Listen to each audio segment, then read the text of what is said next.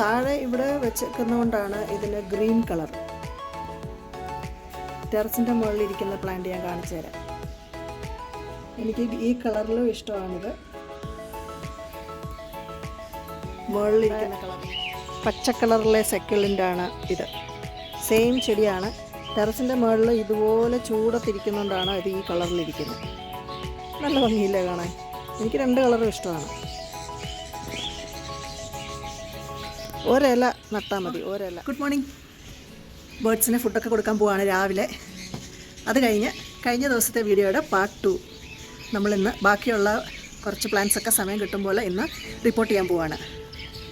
ഇന്നലെ നമ്മൾ സക്യുലൻ്റൊക്കെ റിപ്പോർട്ട് ചെയ്തു. ചട്ടികളൊക്കെ നമ്മൾ മണ്ണിട്ട് ഒരുക്കി വെച്ചിട്ടുണ്ടല്ലോ. ഇനി അതിനകത്തിലൊക്കെ 10 മണിച്ചെടി നടാനുള്ളതാണ്. ഇന്ന് നമ്മൾ ഇപ്പോൾ ഈ സൈഡിൽ ബാക്കിയുള്ള ചട്ടികളൊക്കെ റിപ്പോർട്ട് ചെയ്യാനാണ് പോകുന്നത്. ഈ ചൈനീസ് വയലറ്റിൻ്റെ പോട്ട്സ് ഉണ്ട് കുറേ, പിന്നെ ചെമ്പരത്തിയുടെ ഉണ്ട്, കേജിൻ്റെ സൈഡിലായിട്ട് വെച്ചേക്കുന്ന കുറേ പോട്ട്സ് ഉണ്ട്. പിന്നെ നമ്മളുടെ വാട്ടർ ലില്ലിയുടെയും ലോട്ടസിൻ്റെയും ഒക്കെ പോട്ടുകൾ കഴുകി വൃത്തിയാക്കി വെള്ളമൊക്കെ ചേഞ്ച് ചെയ്ത് അതിനകത്തിൽ തിരിച്ച് നല്ലതായിട്ട് വെള്ളമൊക്കെ നിറച്ച് വെക്കണം. അതാണ് ഇന്ന് ചെയ്യാനുള്ള പരിപാടി.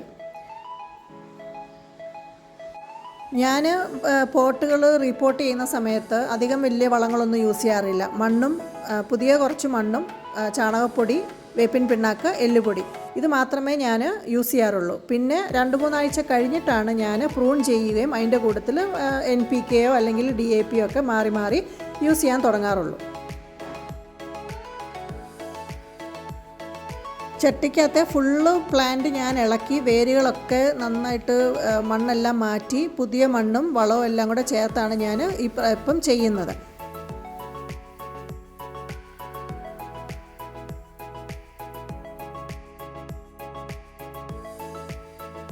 പ്രൂണിംഗ് ഒന്നും ചെയ്യത്തില്ല.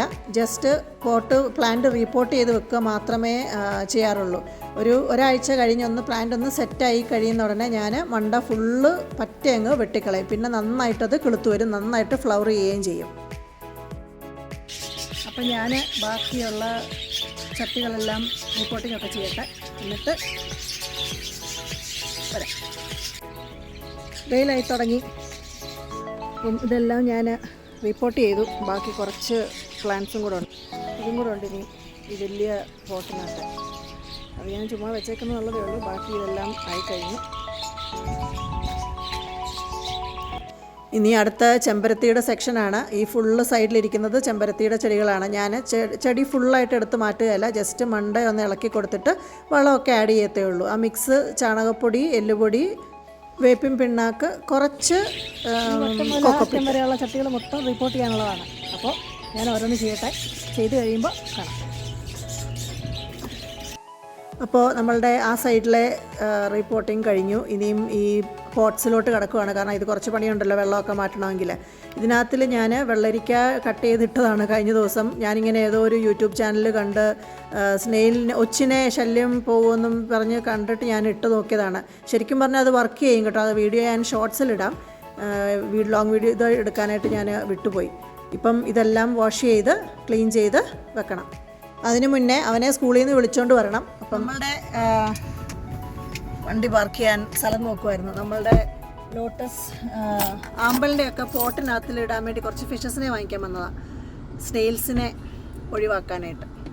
നമുക്കിവിടെ കഴിഞ്ഞ ദിവസം ഞാൻ ഈ വേദ അക്വേറിയത്തിൽ നിന്നാണ് ഫിഷ് ടാങ്കൊക്കെ വാങ്ങിച്ചത് സെറ്റ് ചെയ്യാനായിട്ട് നമ്മളുടെ ജയൻ്റ് ഒറാൻഡാസിനെ. അന്ന് ഞാൻ ഇവരോട് കുറേ ഗപ്പീസിനെയൊക്കെ ചോദിച്ചിട്ടുണ്ടായിരുന്നു. എനിക്ക് ജസ്റ്റ് ട്രൈ ചെയ്യാൻ വേണ്ടി കുറച്ച് ഗപ്പീസ് അന്ന് അവരുടെ കയ്യിലുണ്ടായിരുന്നില്ല. ഇപ്പം സ്റ്റോക്ക് വന്നിട്ടുണ്ട്. അപ്പം ഞാനത് എടുക്കാനായിട്ട് വന്നതാണ് ഇവിടെ. നല്ല ഭംഗിയുണ്ട് കാണാനായിട്ട്. പക്ഷേ ഞാൻ ജസ്റ്റ് 4 എണ്ണത്തിനെയൊക്കെ വാങ്ങിക്കുന്നുള്ളൂ. കാരണം ട്രൈ ചെയ്ത് നോക്കുവാണ്. ആദ്യം ഒരു ടാങ്കിനകത്തിട്ട് വർക്കാവുകയാണെങ്കിൽ മാത്രമേ ഞാൻ ബാക്കിയുള്ള പോട്ടിനകത്ത് ഇടുന്നുള്ളൂ. കാർപ്പിനെ കണ്ടപ്പോൾ അവന് ഭയങ്കര ആഗ്രഹം അതിനെ വേണമെന്ന്. എന്നാൽ പിന്നെ 4 എണ്ണത്തിനെ വാങ്ങിക്കാമെന്ന് വിചാരിച്ചു. അപ്പം ഇതിനെയൊക്കെ വാങ്ങിച്ച് നമ്മൾ തിരിച്ച് വീട്ടിൽ വന്ന് അവനെന്തെങ്കിലുമൊക്കെ കഴിക്കാനൊക്കെ കൊടുത്ത് സെറ്റിലാക്കി വെച്ച് അവൻ കളിക്കാൻ പോകും. സ്വിമ്മിങ് ഇല്ല. അപ്പോൾ പിന്നെ എനിക്കിത് കണ്ടിന്യൂ ചെയ്യാം ക്ലീനിങ്. അപ്പം അധികം വെയിലില്ലാത്ത സമയം നോക്കി ഞാൻ വൈകുന്നേരം പിന്നെ ഇറങ്ങിയേക്കുവാണ് ഇത് ക്ലീൻ ചെയ്യാനും. ഫിഷിനെ ഇടണമല്ലോ നമുക്ക്. അപ്പം ഈ പോട്ടൊക്കെ വാഷ് ചെയ്ത് നല്ല ക്ലീൻ വെള്ളമൊക്കെ മാറ്റി. മണ്ണൊന്നും ഇല്ല അതിന് ചട്ടിക്കകത്ത്, പോട്ടിനകത്ത്. ഞാൻ വളമായിട്ട് പോട്ടിനകത്ത് പേപ്പറിനകത്തിലാണ് വെക്കുന്നത്. അതുകൊണ്ട് അങ്ങനെ വലിയ കുഴപ്പം വരാൻ സാധ്യതയില്ല. ഏതായാലും മീനെയൊക്കെ ഇട്ട് സെറ്റാക്കി കഴിഞ്ഞപ്പോൾ നല്ല ഭംഗിയുണ്ട് കാണാനായിട്ട്. കാർപ്പ് അടിയിലാണ് കിടക്കുന്നത്, മുകളിൽ പൊങ്ങി വരുന്നില്ല. അവർക്ക് പേടിച്ചിട്ട് താഴെ ഇരിക്കുകയാണ്. പക്ഷേ ഗപ്പികൾക്ക് ഒരു കുഴപ്പമില്ല. അപ്പോൾ എനിക്ക് തോന്നുന്നു ഇനി നമുക്ക് ഗപ്പീസിനെ അടുത്ത മറ്റുള്ള എനിക്കൊരു 7-8 ഉണ്ട് പോട്ടുകളുണ്ട്. അപ്പം ഇതിനകത്തൊക്കെ പിടിച്ച് നമുക്ക് ഓരോരോ ടൈപ്പിനെ പിടിച്ചിടാം.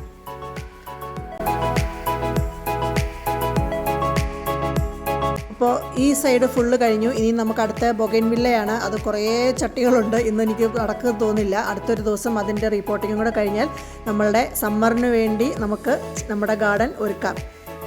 അത് പിന്നെ ഞാനിനിയും അടുത്ത ഒരു വീഡിയോ ആയിട്ട് ഇടുക നടക്കുകയുള്ളൂ. ഇനിയിപ്പോൾ പറ്റത്തില്ല, കാരണം ഇനിയും കുറച്ചുകൂടെ കഴിയുമ്പോഴത്തേക്ക് ഭയങ്കരമായിട്ട് കൊതുകായി തുടങ്ങും. എൻ്റെ കറി ലീവ്സൊക്കെ നല്ലതായിട്ട് തഴച്ച് വളർന്നിട്ടുണ്ട്. ഇതിനൊക്കെ ഞാൻ വളമിട്ടിപ്പം ചാണകപ്പൊടിയും എല്ലുപൊടിയും എല്ലാം കൂടെ കൂട്ടി മണ്ണൊക്കെ ഇളക്കി കുറേ പുതിയ മണ്ണൊക്കെ ഇട്ടിട്ടുണ്ട്. അപ്പോൾ ഇനിയും ബൊഗൈൻവില്ലയുടെയൊക്കെ റിപ്പോർട്ടിംഗ് ആയിട്ട് അടുത്ത വീഡിയോയിൽ കാണാം. വീഡിയോ ഇഷ്ടപ്പെട്ടെങ്കിൽ നിങ്ങളുടെ അഭിപ്രായങ്ങൾ അറിയിക്കുക. Bye bye.